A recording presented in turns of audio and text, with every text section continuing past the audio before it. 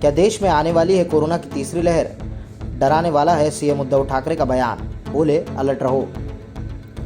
Corona की दूसरी लहर से देश जूझ रहा है, हर तरफ हाहाकार मचा हुआ है।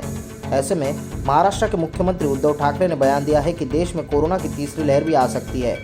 उद्धव ठाकरे ने गुरुवार को महाराष्ट्र के सभी जिला प्रशासन से कहा कि वे तुरंत अपने ऑक्सीजन प्रोजेक्ट्स की स्थापना करें। सीएम ने साथ ही कहा कि कोरोना की तीसरी लहर के लिए सरकार को तैयार और बहुत सावधान रहना होगा।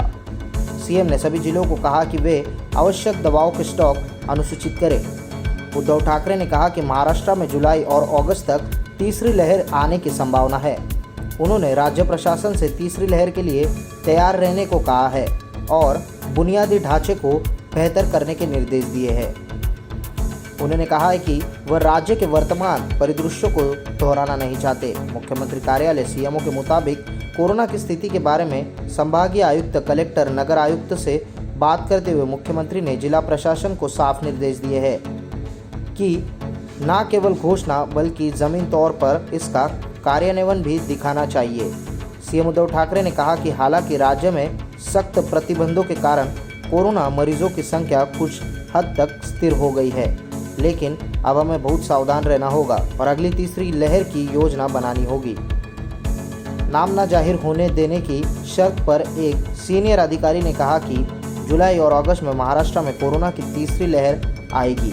यह भविष्यवाणी राज्य की टास्क फोर्स के सदस्यों द्वारा की गई सलाह पर आधारित है।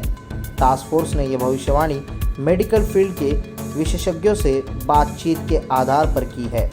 इतना ही नहीं, उन्होंने विभिन्न देशों में कोरोना की लहरों के पैटर्न के अध्ययन के आधार पर भविष्यवाणी की है। विशेषज्ञों के अनुसार कोरोना के दैनिक मामलों में गिरावट मई में अंत तक शुरू होने की संभावना है, मगर जुलाई के अंत तक अगस्त से पहले सप्ताह तक मामले फिर से बढ़ने लगेंगे, जो राज्य में तीसरी लहर होगी।